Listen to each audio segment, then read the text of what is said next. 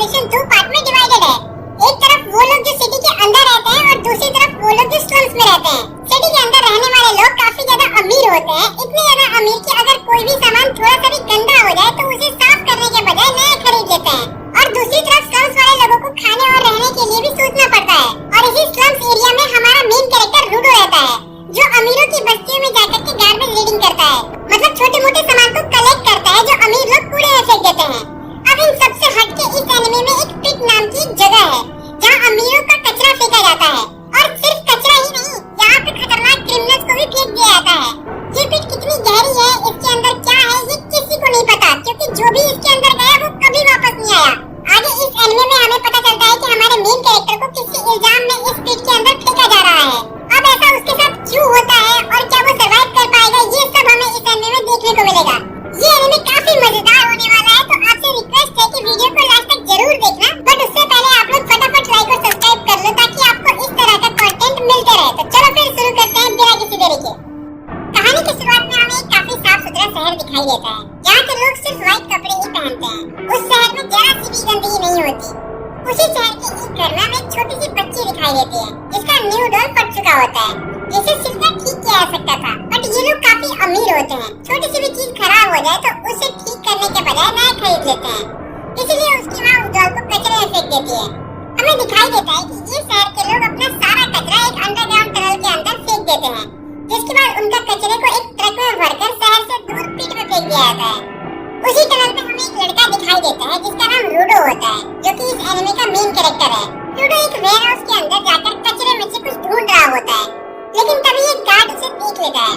वो तुरंत उससे गन तानकर बोलता है, तू ही है ना जो पिछले कुछ दिनों से कचरा चुरा रहा था और हमारे सुंदर से शहर को गंदा कर रहा था? अब तू फाइनली पकड़ा गया। वो तुरंत अलार्म बजा देता है, जिसके बाद वहाँ और भी गार्ड आ जाते हैं।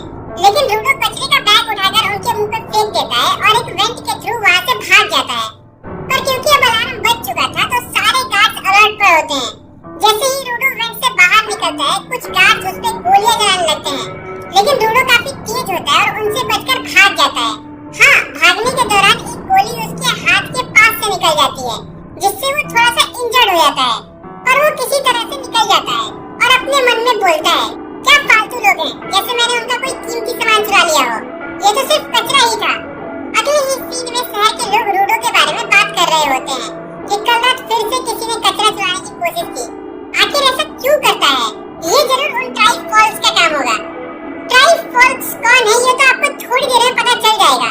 फिलहाल हमें एक आदमी दिखाई देता है जो अपनी नोटबुक में कुछ लिख रहा होता है। ये नोटबुक आप जरूर याद रखना, क्योंकि आगे जाके ये काफी इम्पोर्टेंट होने वाला है। उस आदमी का कपड़ा काफी गंदा होता है, क्योंकि वो भी एक ट्राइब फॉल्स होता है। वो भी उनकी बातें सुन रहा होता है, बट वो कुछ नहीं बोलता और चुपचाप वहाँ से निकल जाता है। हमें दिखाई देता है कि वो एक गेट के पास जाता है, जहाँ एक काफी बड़ी दीवार होती है और उस दीवार के एक तरफ सब कुछ साफ सुथरा बड़ी बड़ी बिल्डिंग्स होती हैं और दूसरी तरफ उतना ही गंदा और टूटा फूटा झोपड़ी होता है। मतलब दोनों साइड में आसमान जमीन का फर्क होता है। एक तरफ सारे अमीर लोग रहते हैं और दूसरी तरफ सारे गरीब लोग, जिनको ये अमीर लोग ट्राइब फॉल्स कहते हैं। अब नेक्स्ट सीन में हमें फिर से रूडो दिखाई देता है। उसने जो भी कचरा इकट्ठा किया था वो उसे रिपेयर कर रहा होता है। तभी वहाँ एक लड़की आ जाती है जिसका नाम चीवा होता है। वो बोलती है, क्या तुम फिर से कचरा चुराने लग गए? वो उसे समझाने लगती है कि ऐसा मत किया करो, शहर के लोग काफी नाराज हैं। कुछ कचरा चुराने के लिए तुम अपनी जान खतरे में क्यों डालते हो? रूडो बोलता है, क्योंकि ये सब कचरा नहीं है, बस इन्हें थोड़ा रिपेयर की जरूरत थी। एक्चुअली रूडो कचरा चुराकर उनमें से यूजफुल चीजों को रिपेयर करके बेचकर थोड़ा बहुत पैसे कमा लेता था। तभी वहाँ कुछ बुरी लड़के आ जाते हैं और रूडो को बुली करना स्टार्ट कर देते हैं और चीवा को भी उससे दूर रहने के लिए बोलते हैं। वो लोग उसके ग्लव्स का मजाक उड़ाने लगते हैं कि पता नहीं ये ग्लव्स कब से पहना हुआ है, कभी नहीं उतारता, जरूर इसके हाथों में कोई रोग होगा। लेकिन रूडो कुछ नहीं बोलता, वो बस सिर झुका के उन्हें इग्नोर करता है। लेकिन तभी वो लोग रूडो के मरे हुए डैड के बारे में बोलने लगते हैं कि वो एक पागल खूनी था, तो उसका बेटा भी उसी का तरह का होगा। एक्चुअली में जो स्लम्स एरिया है ये सभी क्रिमिनल्स के लिए बनाया गया था और यहाँ के लोग उन्हीं के वंशज हैं। ये लोग अपनी इमेज सुधारने की कोशिश में लगे रहते हैं, लेकिन रूडो के डैड ने सब बिगाड़ दिया था, क्योंकि उसने काफी लोगों का खून किया था। इसीलिए लोग रूडो को खुद से नीचे समझते थे। ये सब सुनकर रूडो गुस्सा हो जाता है, जिसे देख करके वो लोग डर जाते हैं और बोलते हैं जैसा बाप वैसा बेटा। ये बोल करके वो लोग वहाँ से चले जाते हैं।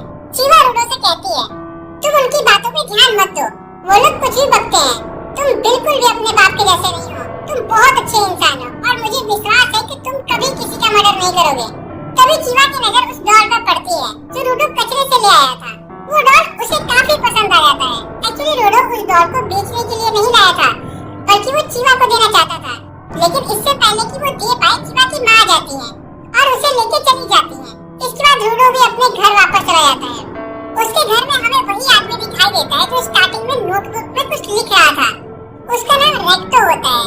असल में रूडो की माँ नहीं है और उसके बाप को पिट में फेंक दिया गया था, तो बचपन से ही उसकी देखभाल रेक्टो ही करते आया है। रूडो भी उसे अपने बाप के समान मानता है। तो अब जैसे ही रूडो घर पे आता है, रेक्टो उसे चिढ़ाने लगता है चीवा को लेकर, क्योंकि उसने उन दोनों की बातें चुपके से सुन ली थी। वो बोलता है तुम्हें अपनी फीलिंग्स क्लियरली बता देनी चाहिए थी और वो डॉल उसे दे देना चाहिए था। लेकिन रूडो ये सब सुन के चिढ़ जाता है और बोलता है तुम मुझ पे इस तरह से नजर नहीं रख सकते, ये सब गलत बात है। रेक्टो बोलता है इसे छोड़ो, तुम पहले ये बताओ कि तुम फिर से कचरा चुराने क्यों गए थे। मुझे पता है कि हम लोग अमीर नहीं हैं, लेकिन हम इतने भी गरीब नहीं हैं कि तुम्हें ये सब करने की जरूरत पड़े। इसमें तुम्हारी जान को भी खतरा हो सकता है। जब तक मैं जिंदा हूँ तुम्हें पैसों की चिंता करने की कोई जरूरत नहीं है। रूडो बोलता है पर इतने दिनों में सिर्फ एक ही बार तो पकड़ा गया हूँ, ये उतनी बड़ी बात नहीं है। लेकिन रूडो बोलता है एक बार भी पकड़े जाना बहुत बड़ी बात होती है। मुझे पता है कि तुम मेरा एहसान चुकाना चाहते हो, लेकिन उसके लिए ये सब करने की कोई जरूरत नहीं है। तभी रेक्टो देखता है कि रूडो के हाथ में गोली लगी है। वो बोलता है ये क्या है, क्या तुम्हें गोली लगी है? रूडो बोलता है नहीं, ये बस छोटी सी चोट है। रेक्टो फिर भी उसे बैंडेज वगैरह लगा देता है। रूडो ने ग्लव्स भी उतार दिए होते हैं और हमें दिखाई देता है कि उसके दोनों हाथ पूरे जले हुए हैं। एक्चुअली ये उसके डैड की वजह से हुआ था। रूडो को ज्यादा याद नहीं था कि ये कैसे हुआ, लेकिन इतना याद है कि जब से उसने होश संभाला है तब से उसके हाथ ऐसे ही हैं और कभी-कभी उनमें काफी दर्द होता है। जब लोग उसके हाथ देखते हैं तो उसे इस तरह से घूरते हैं जैसे उसने कोई क्राइम किया हो। रेक्टो ने ये सब देखा था, इसीलिए उसने उस ग्लव्स को ला के दिया था। तब से रूडो हमेशा वो ग्लव्स पहने रखता था और उन ग्लव्स की वजह से उसका दर्द भी ठीक हो गया था। फिर उन दोनों के बीच थोड़ी मस्ती मजाक होती है। तभी हमें उनके गेट के बाहर एक मास्क पहना हुआ आदमी दिखाई देता है जो उन दोनों की बातें सुन रहा होता है। अगली सुबह रूडो वापस चीवा से मिलने जा रहा होता है ताकि उसे वो डॉल दे सके। रास्ते में वो देखता है कि सिटी के लोग फिर से किसी क्रिमिनल को पिट में डाल रहे हैं। पिट एक बहुत गहरा गड्ढा होता है जिसमें सिटी के लोग अपना कचरा फेंकते हैं। सिर्फ कचरा ही नहीं, वो लोग क्रिमिनल्स को भी उसमें फेंक देते हैं। रूडो के डैड को भी इसी पिट में फेंक दिया गया था। रूडो ये सब देख ही रहा होता है, तभी पीछे से वहाँ चीवा भी आ जाती है। चीवा को अचानक देख के रूडो सरप्राइज हो जाता है और वो उस डॉल को अपने पीछे छुपा लेता है। चीवा पूछती है तुम यहाँ नजारा देखने आए हो क्या, क्योंकि ये जगह नजारा देखने के लिए काफी बुरी है। रूडो बोलता है यहाँ तो हर जगह ऐसा ही नजारा मिलता है। चीवा बोलती है वो लोग जानबूझ के हमारे एरिया को पिट के पास बनाए हैं ताकि हम लोगों को ना चाहते हुए भी ये सब देखना पड़े और हमारे अंदर डर बना रहे। फिर चीवा बोलती है मैं नहीं चाहती कि तुम्हारे साथ भी ऐसा कुछ हो, इसीलिए प्लीज मुसीबतों से दूर रहो। थोड़े बहुत कचरा चुराने के लिए तुम अपनी जान को रिस्क में मत डाला करो। रूडो बोलता है कल रेक्टो ने भी यही बात कही थी। चीवा बोलती है उन्हें तुम्हारी चिंता है क्योंकि वो भी तुमसे प्यार करते हैं। रूडो ये सुन के शॉक हो जाता है और कहता है क्या मतलब वो भी? बेसिकली चीवा ने अनजाने में रूडो से कन्फेस कर लिया कि वो उससे प्यार करती है, जिसके बाद वो खुद शर्मा जाती है और रूडो तो खुशी के मारे पागल हो जाता है। वो उछलने कूदने लगता है। तभी चीवा की नजर उस डॉल पे पड़ती है। वो पूछती है क्या वो तुम मेरे लिए लाए हो? रूडो बोलता है हाँ ये तुम्हारे लिए ही है, पर ये कचरे से उठा कर लाया हूँ तो शायद तुम्हें ये पसंद ना आए। लेकिन चीवा फिर भी वो डॉल ले लेती है और बोलती है ये परफेक्ट है, मैं इसे हमेशा अपने साथ रखूंगी। अब रूडो की खुशी का ठिकाना ही नहीं था। वो भाग के ये सब रेक्टो को बताने जाने लगता है। रास्ते में वो कुछ रॉयल गार्ड से टकरा जाता है। वो सोचता है ये गार्ड स्लम्स में क्या कर रहे हैं, लेकिन वो उन्हें इग्नोर करके फिर से रेक्टो के पास जाने लगता है और वो फाइनली अपने घर पहुंच जाता है। लेकिन जैसे ही वो दरवाजा खोलता है उसके होश उड़ जाते हैं और उसकी हार्टबीट तेज हो जाती है। वो देखता है कि एक मास्क पहना हुआ आदमी रेक्टो के ऊपर बैठा है और रेक्टो के पीठ में तलवार घुसी है। ये देखते ही रूडो का दिमाग सटक जाता है और वो भाग के उस आदमी पर अटैक करता है, लेकिन वो आदमी उसे बुरी तरीके से पीट देता है। उसके बाद वो रेक्टो की एक बुक लेकर के वहाँ से जाने लगता है। ये वही बुक है जिसमें स्टार्टिंग में रेक्टो कुछ लिख रहा था। रूडो इतना ज्यादा पिट चुका होता है कि वो हिल नहीं पाता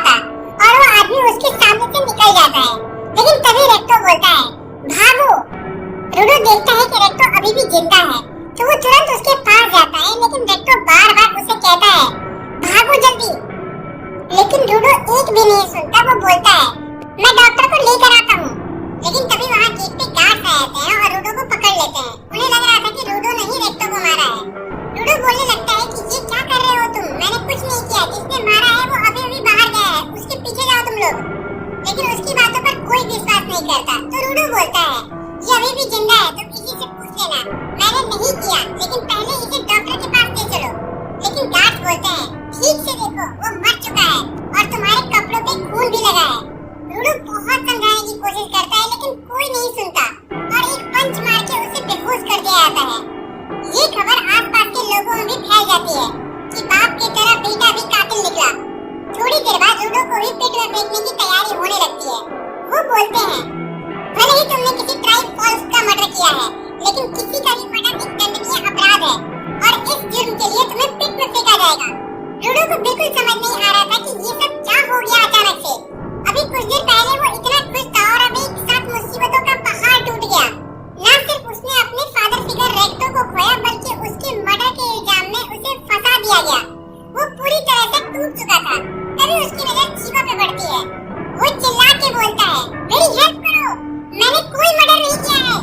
लेकिन चीवा बोलती है मैंने सोचा था तुम सच में अच्छे इंसान हो, लेकिन तुम भी अपने बाप की तरह ही हो, एक कातिल। और वो उसका दिया हुआ डॉल वहाँ फेंक के चली जाती है।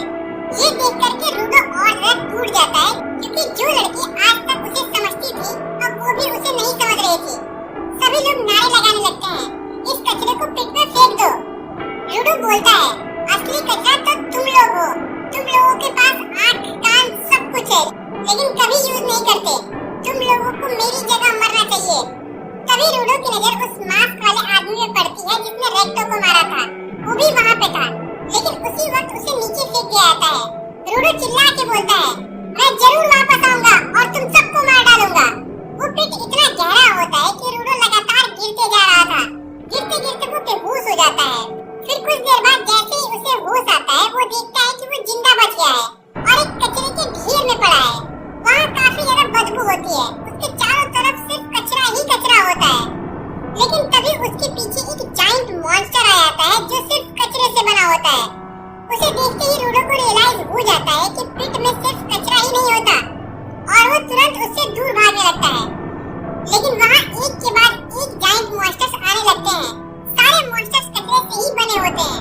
रूडो जैसे तैसे अपनी जान बचा के भाग रहा होता है। वो सोचता है कि मैं इतने ऊपर से गिर के सरवाइव कर गया तो मैं इतनी आसानी से इन मॉन्स्टर के हाथों नहीं मरने वाला।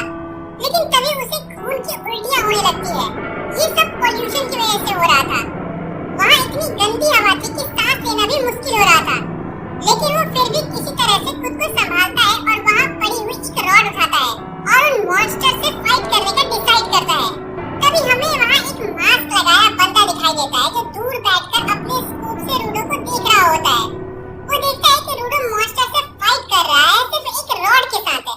हालांकि वो काफी बुरी तरीके से पिट रहा था और बीच बीच में खून की उल्टियां भी कर रहा था, लेकिन फिर भी वो हार नहीं मानता और उनमें से एक मॉन्स्टर को मार देता है।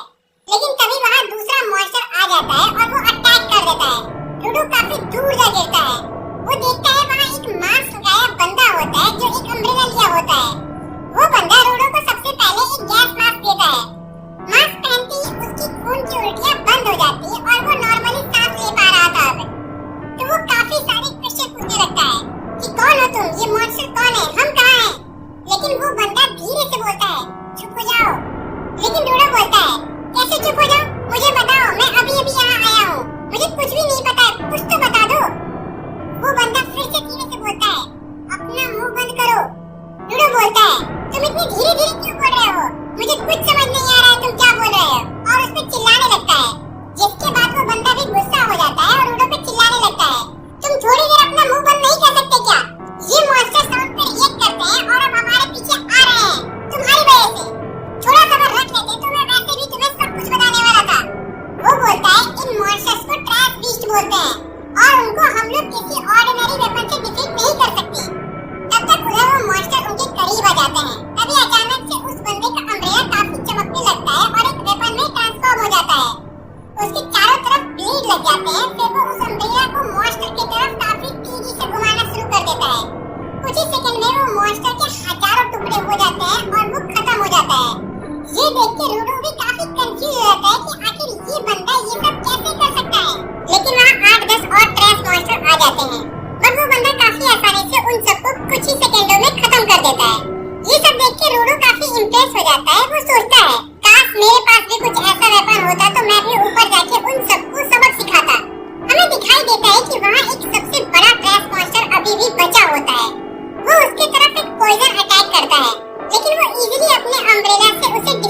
देता है।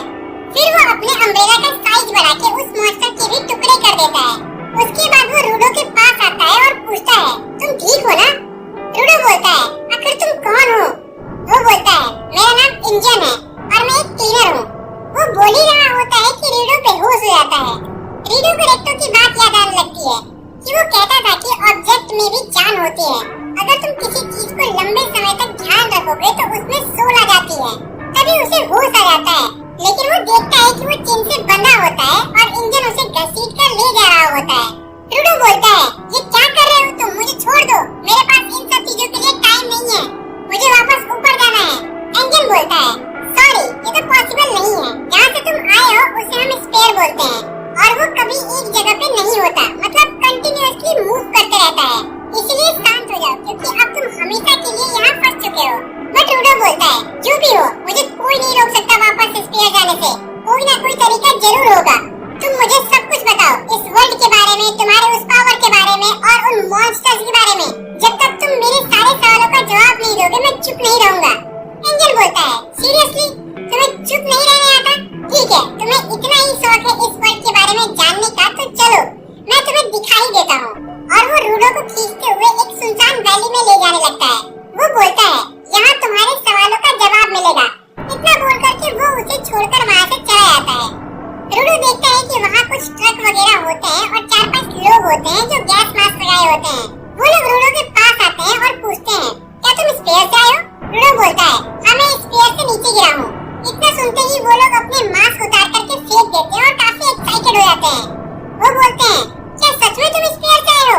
हमने कभी स्पेयर के लोगों को जिंदा नहीं देखा है। मोस्टली जो भी ऊपर से आते हैं वो मर जाते हैं। वो पूछते हैं, और तुम्हें चेन में किसने बांधा? तुम्हारे लिए काफी अनकंफर्टेबल होगा नहीं है? रुको, हम हेल्प कर देते हैं। और वो रूडो का चेन खोलने लगते हैं। रूडो ये सब देख के सरप्राइज हो जाता है और सोचता है, ये लोग मुझे पहले क्यों नहीं मिले? लेकिन अगले ही सेकंड वो लोग रूडो को फिर से एक बड़े चेन में बांध देते हैं। वो बोलते हैं, तुम्हारे जैसे कीमती स्पेयर के बंदे को हम इतनी आसानी से हाथ से नहीं जाने देंगे। ये देख के रूडो शॉक हो जाता है। वो खुद को बचाने की कोशिश करता है लेकिन इस बार चेन कुछ ज्यादा ही टाइट होता है। वो लोग बोलते हैं, स्पेयर के लोगों की बॉडी का ब्लैक मार्केट में काफी कीमत मिलता है। आज तक हमने सिर्फ मरे हुए लोगों को ही बेचा है। आज पहली बार जिंदा हाथ लगा है। इस बार तो हम लोग मालामाल हो जाएंगे। एक्चुअली पिट के लोग स्पेयर के लोगों से नफरत करते हैं क्योंकि वो लोग हमेशा अपना कचरा नीचे फेंकते रहते हैं। उनकी वजह से यहाँ की हवा भी पॉइजन बन चुका है और उसी कचरे से ट्रैश मॉन्स्टर भी जन्म लेते हैं। तो बेसिकली उन लोगों के कचरे की वजह से इन लोगों की जान जा रही है, तो इनका हीट करना लाजमी है। फिर वो लोग रीडो को कुछ कचरे से उठा के जबरदस्ती खिलाने लगते हैं। वो बोलते हैं, क्या हुआ, हमारा ये टेस्टी खाना हजम नहीं हो रहा क्या? तुम लोग तो इस कचरे को छूते भी नहीं होगे, बस ऊपर बैठ के फेंक देते होगे। ये खाना भी तुम्हारा फेंका हुआ कचरा है, तो ये तुम्हें ही खाना चाहिए। और वो लोग उसे खिलाने लगते हैं।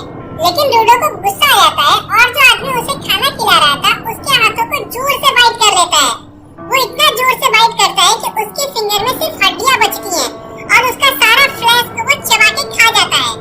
इतना ही नहीं, वो उस फूड वेस्ट को भी पूरा खा जाता है और बोलता है, तुम इसको वेस्ट बोलते हो? तुम्हें कुछ भी नहीं पता है, ये बहुत टेस्टी है, तुम सब लोग एक जैसे हो। और वो काफी गुस्से में आ जाता है। हमें दिखता है कि उसके हाथों और बॉडी में मैजिक एनर्जी फ्लो होने लगती है और वो उस मोटी चेन को आसानी से खींच के तोड़ देता है और वहाँ पड़े कचरे को हवा में उठा लेता है।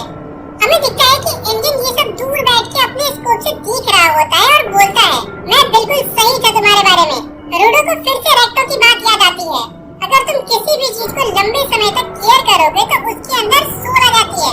इसके बाद रूडो के आंखों का कलर चेंज हो जाता है। ये सब देख करके वो लोग सोचने लगते हैं, क्या स्पेयर के लोग भी गिवर बन सकते हैं? लेकिन उनका बॉस बोलता है, तुम खड़े खड़े देख क्या रहे हो? क्या हो गया अगर वो गिवर है तो अटैक करो उस पे।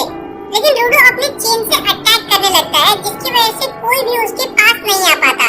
वो लोग बोलते हैं, सीधे सीधे जाने का कोई फायदा नहीं है, उसे उसकी चेन से दूर करो। एक गिवर बिना अपने ऑब्जेक्ट के कुछ भी नहीं कर सकता। तो उनमें से एक बंदा किसी तरह उसके हाथों से चेन गिरा देता है। इसका फायदा उठा के बाकी के लोग अटैक करने जाते हैं। लेकिन इस बार रूडो एक टायर को उठाता है और उसे वेपन में कन्वर्ट कर देता है और उन पे अटैक कर देता है।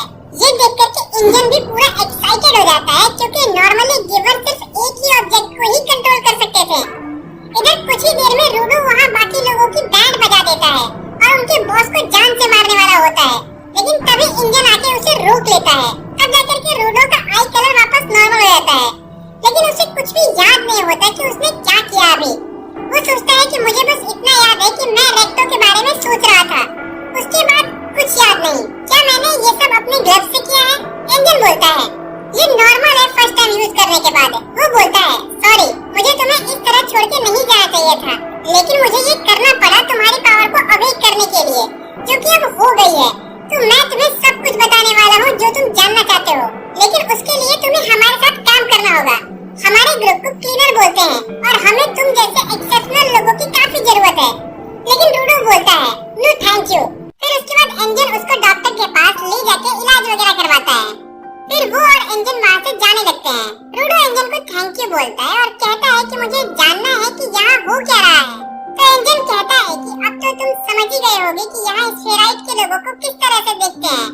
तुम चाहो तो किसी से पूछ लो, लेकिन अगर वो तुम्हारे बारे में जान गए तो फिर उसके आगे का तुम ही समझो। फिर वो एक रेस्टोरेंट में जाते हैं जहाँ रूडो को काफी दिन के बाद अच्छा खाना मिला था, तो वो पागलों की तरह खा रहा था। और रूडो सोच रहा होता है कि हम लोग तो सोचते थे कि यहाँ पेट में सिर्फ कचरा होगा, और यहाँ तो सब कुछ है और लोग खुश भी हैं।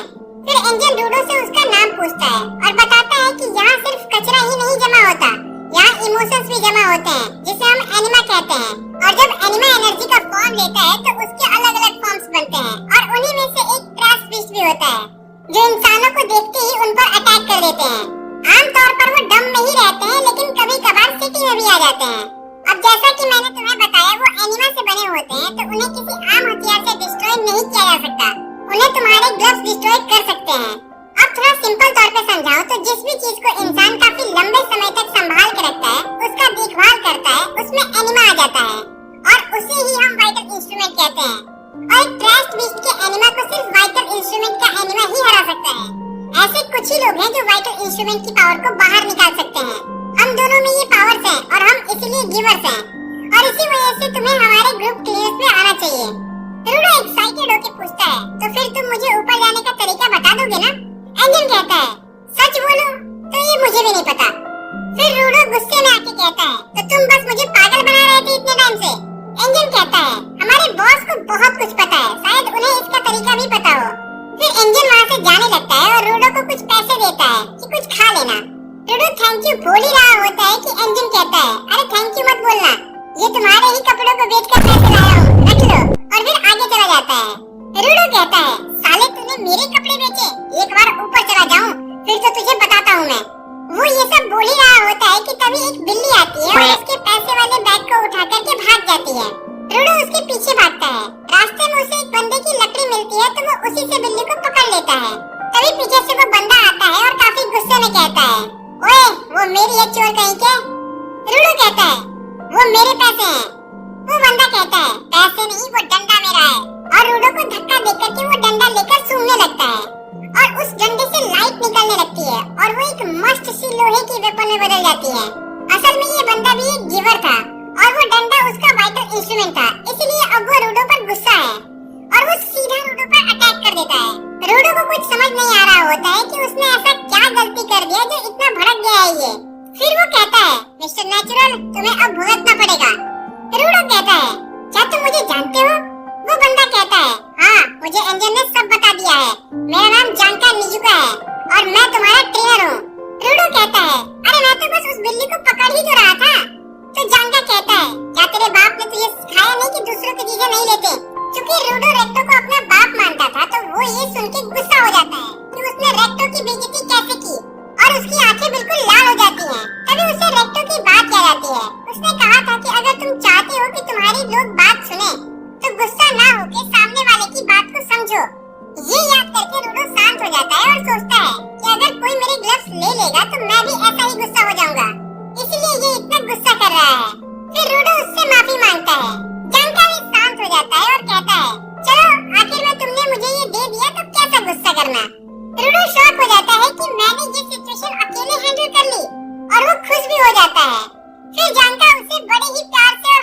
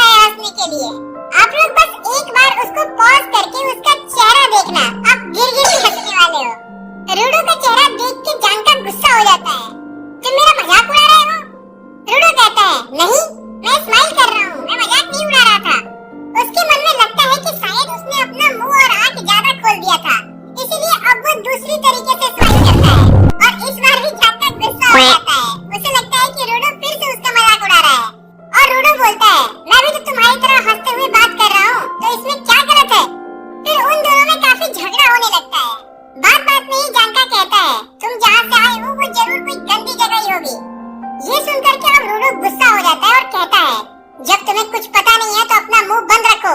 तुम्हें नहीं पता कि मैं उस जगह को ठीक करने के लिए क्या कर रहा हूँ। दोनों लड़ाई के मूड में आ जाते हैं। जानका भी अपना हथियार रेडी कर लेता है और रूडो भी वही कचरे में से एक चीज उठा लेता है और उसे अपना वेपन बना लेता है। जानका ये देख करके थोड़ा शॉक हो जाता है क्योंकि उसने सुना था कि रूडो का वाइटल इंस्ट्रूमेंट उसका ग्लव्स है, लेकिन अब लगता है कि ये जिस चीज को चाहे उस चीज को अपना वाइटल इंस्ट्रूमेंट बना सकता है। उनकी फाइट शुरू हो जाती है। जानका उस पर लगातार अटैक करता है और रूडो बस पीछे हटते जा रहा होता है, लेकिन फिर रूडो एक अटैक करता है जिसमें रूडो के वेपन से एक टुकड़ा उड़ करके जानका के चेहरे पे लग जाता है। फिर भी जानका उसे हरा देता है। वो कहता है, देखा तुमने, बस टैलेंट है तुम में, असल में तुम बहुत कमजोर हो मिस्टर नेचुरल। लेकिन तभी वो नोटिस करता है कि उसके चेहरे पे कुछ चिपक गया है। वो जब सूंघता है तो बोलता है। फिर वो उसका वेपन देखता है तो समझ जाता है कि ये तो टॉयलेट साफ करने वाला सकर है।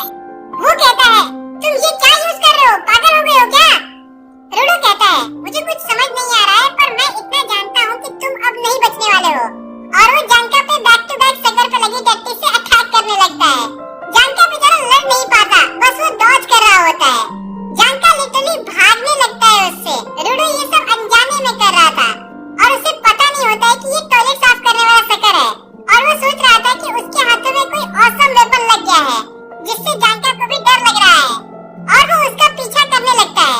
वो दोनों खूब भागते हैं, लेकिन एक जगह एक बिल्ली आ जाती है और जानका को स्लो होना पड़ता है। तभी रूडो सीधा उसके मुंह पे टट्टी फेंक देता है। जानका का मुंह देखने लायक होता है उस टाइम। थोड़ी देर बाद वहाँ एंजन भी आ जाता है।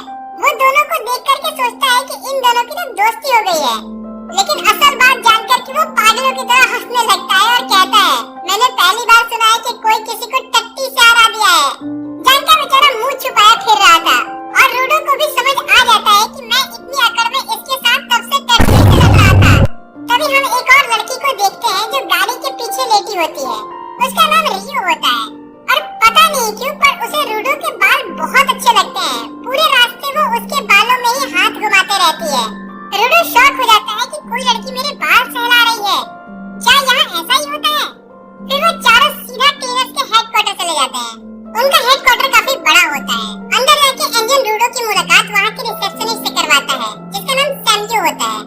सैम्यू भी एक काफी टैलेंटेड गिवर होती है और वो एक ही झटके में 2 मक्खियों को अपनी फोर्क से पकड़ लेती है। रूडो तो शॉक ही हो जाता है। असल में सैम्यू का वाइटल इंस्ट्रूमेंट उसका चश्मा होता है और वो उसका इस्तेमाल करके किसी के भी अंदर झांक सकती है और उसके बारे में सब कुछ पता लगा सकती है। रूडो सोचने लगता है कि वाइटल इंस्ट्रूमेंट को ऐसे भी यूज कर सकते हैं क्या? सैम्यू जैसे ही रूडो के अंदर झांकती है उसे अचानक से झटका लगता है। एंजन पूछता है, तुमने कुछ देखा क्या? तो सैम्यू कहती है, ये लड़का फिजिकली फिट है और इसका अपने वाइटल इंस्ट्रूमेंट के साथ भी काफी अच्छा रिश्ता है। बस इसे थोड़ी सी ट्रेनिंग करनी होगी ताकि ये उसे और अच्छे से इस्तेमाल कर सके। तो एंजन कहता है, बस इतना ही दिखा तुम्हें? तो वो कहती है, नहीं और भी दिखा, इसके गर्दन के पीछे टट्टी लगी है। एंजन तो खूब हंसने लगता है और कहता है, तभी इसके पीछे वो मक्खियाँ पड़ रही थी। फिर एंजन उसे लेके बॉस से मिलवाने जाता है, लेकिन एंजन को सैम्यू की बातों पर भरोसा नहीं हो रहा था। उसे लग रहा था कि वो कुछ ना कुछ तो छुपा रही है। फिर एंजन रूडो को बताता है कि यहाँ हेडक्वार्टर में टोटल 100 लोग हैं, जिसमें कॉम्बैटर, सेंटिनल और सपोर्टर भी शामिल हैं। काम की वजह से उन्हें हमेशा अलग अलग जगह पर जाना पड़ता है, इसलिए यहाँ सब लोग एक साथ कभी नहीं मिलते। पर चलो फिर भी कुछ लोग से मिलवा देता हूँ तुम्हें। लेकिन जैसे ही वो रूम का गेट खोलता है देखता है कि आज तो सभी मौजूद हैं। तो एंजन चुपचाप वापस गेट बंद कर देता है। फिर वो उसे बॉस से मिलवाने ले जाता है और रूडो को समझाता है, जाते ही तुम उनसे ये मत पूछना कि स्फीयर वापस कैसे जाना है, उसके लिए तुम्हें यहाँ काम करना होगा। और हाँ, उनके वाइटल इंस्ट्रूमेंट के बारे में भी मत पूछना क्योंकि यहाँ कोई नहीं जानता कि वो क्या है, तो सोच समझ करके बात करना। फिर जैसे ही वो गेट खोलते हैं तो देखते हैं कि कोई नहीं होता है वहाँ पे। तो सैम्यू कहती है, बॉस अभी बाहर गए हैं किसी काम से और उन्हें आने में टाइम लगने वाला है। तभी वहाँ रियो आ जाती है और कहती है, अब बॉस नहीं है तो तुम क्लियर नहीं बन सकते हो, तो क्यों ना तुम मेरे साथ एज अ ट्रेनी चलो, इसी बहाने हम एक दूसरे को और जान लेंगे। फिर सैम्यू उन्हें उनका मिशन समझाती है और उस इलाके के बारे में भी रूडो को बताती है। वो बताती है कि यहाँ 2 टाइप के जोन होते हैं, एक सेफ जोन जहाँ लोग रहते हैं और दूसरा पॉल्यूटेड जोन जहाँ ट्रैश बीस्ट रहते हैं। जहाँ तुम उतरे थे वो एक नो मैंस लैंड था जहाँ सरवाइव करना इम्पॉसिबल था। तुम बच गए क्योंकि वहाँ एंजन मौजूद था। वैसे एंजन तुम वहाँ क्यों गए थे? तो एंजन कहता है कि बस तैरते तैरते चला गया था रूडो को उसका गैस मास्क देती है, क्योंकि पोल्यूटेड जोन में बिना मास्क के 15 मिनट से ज्यादा जिंदा नहीं रह सकते। फिर रूडो और रियो की टीम उस लोकेशन पे पहुंच जाती है। रियो के साथ 2-3 सपोर्टर होते हैं जिनके पास कोई भी वाइटल इंस्ट्रूमेंट नहीं होता, लेकिन वो अपने हाथ से ट्रैश बीस्ट को चीर देते हैं। हाँ, बस वो खत्म नहीं होते, क्योंकि सिर्फ वाइटल इंस्ट्रूमेंट से ही ट्रैश बीस्ट को मारा जा सकता है। फिर उनमें से एक सपोर्टर रूडो से हाथ मिलाता है और उसका हाथ अचानक से दबा देता है। इसके बाद रूडो को समझ आ जाता है कि ये लोग क्या कर सकते हैं। फिर हम देखते हैं कि कुछ छोटे मोटे बकरी जैसे दिखने वाले ट्रैश बीस्ट आने लगते हैं और वो सब मिलके वहाँ की वॉल पर हमला कर देते हैं और कुछ भी डैमेज नहीं कर पा रहे थे। रियो रूडो से कहती है, ये तुम्हारे जैसे ट्रेनिंग को सीखने के लिए काफी अच्छी जगह है। रूडो भी समझ रहा होता है कि सारे बीस्ट एक जैसे नहीं होते। फिर ट्रैश बीस्ट की एक और वेव पीछे से आती है और ये वाले पहले वाले से बड़े और ज्यादा ताकतवर होते हैं। वो भी सीधे आके वॉल पे अटैक करते हैं, लेकिन वो भी कुछ खास उखाड़ नहीं पाते और इस बार दीवार थोड़ी सी टूटने लगती है। रूडो पैनिक करने लगता है और रियो से कहता है, तुमने कहा था कि ये कमजोर होते हैं, लेकिन ये तो काफी पावरफुल है। लगता है हमारा काम तमाम होने वाला है यहाँ। बट रियो वहीं चिल होके आराम से देख रही होती है। रूडो उसे देख करके कंफ्यूज हो जाता है कि ये इतनी शांत कैसे है, लेकिन तभी उनके पीछे वाली वॉल अचानक से टूट जाती है। जब वो देखते हैं तो वहाँ एक बहुत ही बड़ा ट्रैश बीस्ट होता है और उसे देख करके सबके होश उड़ जाते हैं। रूडो रियो से डरते हुए कहता है, ये वाला भी हमें कुछ नहीं कर पाएगा ना? तो रियो कहती है, मैं कुछ कह नहीं सकती, मैंने इतना बड़ा ट्रैश बीस्ट आज तक नहीं देखा। रूडो का चेहरा देखने लायक होता है। फिर रियो अपनी पॉकेट से कैची निकालती है और उसे आसमान में फेंकती है। वो कैची उसका वाइटल इंस्ट्रूमेंट होता है जो काफी बड़ा हो जाता है। वो उसे सबसे अलग तरीके से इस्तेमाल करती है। अपने पैरों में उस कैची को फंसा करके एक जबरदस्त 360 अटैक करती है और काफी सारे छोटे वाले ट्रैश बीस्ट को मार देती है।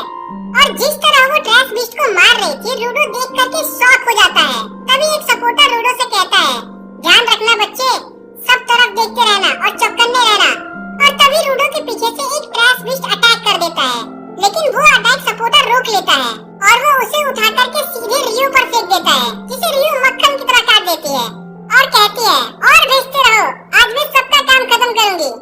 रूडो उन सबका टीम पर देख करके काफी कुछ सीख रहा होता है। कुछ ही देर में वहाँ के सारे छोटे वाले ट्रैश बीस्ट खत्म हो जाते हैं। अब सिर्फ वही बड़ा वाला बचा होता है। सपोर्टर्स रियो की हेल्प करने के लिए जा रहे होते हैं, तभी एक छोटी वाली ट्रैश बीस्ट उन पर हमला कर देती है, लेकिन सही समय पर रूडो बीच में आ जाता है और उसे एक रॉड से रोक लेता है और वो अपनी पावर से उस रॉड को अपना वाइटल इंस्ट्रूमेंट बना देता है। हालांकि उसे अभी भी समझ नहीं आता है कि वो अपनी पावर कैसे यूज कर पा रहा है। और तभी रियो आके उस बीस्ट को खत्म कर देती है। तभी एक सपोर्टर रियो से पूछता है, क्या तुमने वो बड़ा वाला खत्म कर दिया? वो कहती है, मैंने उसे बीच से कई बार काट दिया, बट वो खत्म ही नहीं हो रहा है। किसी को वहाँ समझ नहीं आ रहा होता है कि आखिर एक ट्रैश बीस्ट को वाइटल इंस्ट्रूमेंट से काटने के बाद भी वो खत्म क्यों नहीं हो रहा है। रियो सपोर्टर से कहती है, जाओ तुम बाकी सिटीज में ये इन्फॉर्मेशन दे दो। और रियो डिसाइड करती है कि वो उस ट्रैश बीस्ट को छोटे छोटे टुकड़े करने वाली है। फिर वो सीधे जाके उसके सर पे जो हॉर्न्स लगे थे उन्हें काट देती है और फिर उसे उस ट्रैश बीस्ट का कोर दिखने लगता है। लेकिन वो ट्रैश बीस्ट वापस से उन हॉर्न्स को जोड़ लेता है और पागलों की तरह जोर जोर से अपने सर को जमीन पे मारने लगता है और फिर वो रूडो और सपोर्टर्स पे हमला कर देता है। लेकिन लकीली किसी को डायरेक्ट हिट नहीं लगता और रूडो के नीचे का जमीन टूट जाता है और वो उसमें गिरने लगता है। रूडो गिरते हुए सोचने लगता है, क्या मैं एक बोझ हूँ जो सिर्फ गिरता ही रहता हूँ? मैं कर क्या रहा हूँ आखिरकार? लेकिन तभी एक सपोर्टर रूडो का हाथ पकड़ लेता है और उसे पकड़ करके ऊपर खींच लेता है। इधर रियो उस ट्रैश बीस्ट पर अटैक किए जा रही थी। फिर वो एक फाइनल अटैक करती है और उस मॉन्स्टर को मार देती है और फिर वो ट्रैश बीस्ट डस्ट में बदल जाता है। एक सपोर्टर दौड़ करके रियो के पास आता है और पूछता है, तुमने उसे हराया कैसे? तो रियो कहती है, मैंने इस चीज पर जब अटैक किया तो वो मर गया, शायद उसे इस चीज से पावर मिल रही थी। ये सुन करके सबके होश उड़ जाते हैं। एक वाइटल इंस्ट्रूमेंट, वो भी ट्रैश बीस्ट में, ये कैसे पॉसिबल है? फिर सीन चेंज होता है हेडक्वार्टर में, जहाँ सभी मिलकर के रूडो का वेलकम पार्टी कर रहे होते हैं। सभी काफी एंजॉय कर रहे थे, लेकिन वहीं रूडो उदास कोने में बैठा होता है अपनी पिछली वाली फाइट की वजह से। फिर वहीं जानका रियो से पूछता है, मैंने सुना कल तुम्हारा किसी अजीब से ट्रैश बीस्ट से सामना हुआ था। तो रियो उसे बताती है, हाँ, उस बीस्ट का कोर एनिमा से नहीं बल्कि वाइटल इंस्ट्रूमेंट से बना था और ऐसा पहले कभी नहीं हुआ। फिर हम रूडो को देखते हैं जो अपने ग्लव्स को देख रहा होता है और उदास होता है। तभी उसके पास पास वही सपोर्टर आता है जिसने उससे हाथ मिलाया था। वो अपना नाम एग्रिस बताता है और उसे अप्रिशिएट करता है कि तुमने कल अच्छा काम किया, तुम ना होते तो कल हमारा साथी बच नहीं पाता। रूडो अभी भी फ्रस्ट्रेट रहता है क्योंकि उसे लगता है कि वो किसी की हेल्प नहीं करता बल्कि दूसरों के लिए बोझ बन जाता है। रूडो उससे कहता है, मैं एक कमजोर इंसान हूँ, कल भी रियो को तुमने बचाया था और जब मैं ऊपर स्पीयर में था तब भी गुस्से में आके सबको मार देता था, तो मुझे बचाने के लिए रेक्टो को बीच में आना पड़ता था। पर अचानक से एग्रिस रूडो को थैंक यू बोलता है। रूडो समझ नहीं पाता कि ये किस लिए। तो एग्रिस कहता है, तुम पहले इंसान हो जो हम सपोर्टर्स को अच्छी नजर से देख रहे हो, वरना यहाँ तो सब हमें कमजोर और बोझ ही समझते हैं। फिर एग्रिस रूडो से पूछता है, तुम हमेशा से क्या करना चाहते थे, क्योंकि अगर तुम्हारा असूल पक्का है तो तुम्हारे लिए रास्ता कहीं न कहीं से तो निकल ही जाएगा। खुद पर विश्वास रखो बच्चे।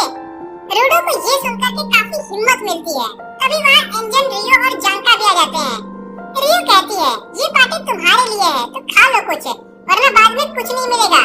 रूडो उन सबको आंखें फाड़ कर देख रहा होता है। उसे समझ नहीं आ रहा था कि ये सब हो क्या रहा है, क्योंकि उससे लोग हमेशा नफरत ही करते थे, तो ये लोग उसे इतना प्यार कैसे दे रहे हैं। फिर सीन शिफ्ट होता है उस आदमी पर जिसने रूडो पर अटैक किया था। वो होश में आता है तो उसे एक अजीब सा आदमी दिखाई देता है। वो बच्चा कहाँ है जो स्पेयर से आया था, और वो बंदा उसे काफी मारता है। इतना ही नहीं, उसका हाथ भी काट देता है।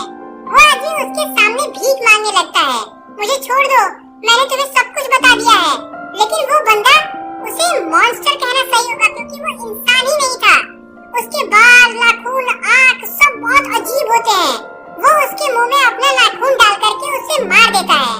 फिर हम वापस हेडक्वार्टर देखते हैं जहाँ सैम्यू को एक नया मिशन का कॉल आता है। वो सभी क्लीनर को इकट्ठा करती है। वो मिशन में जांका और उसकी टीम को जाने के लिए कहती है, जिसमें रूडो भी होता है। जांका पूछता है, रूडो क्यों जा रहा है? तो सैम्यू उन्हें बताती है, इस मिशन में कुछ अनोखी बातें हैं। हमें पता चला है कि तुम्हें किसी को रिकवर करना है, जिसे ट्रैश बीस्ट ने पकड़ रखा है, और जिसे तुम रिकवर करने जा रहे हो वो भी स्पीयर से ही आया है। तो शायद उसके थ्रू रूडो को वापस जाने का कोई रास्ता मिल जाए।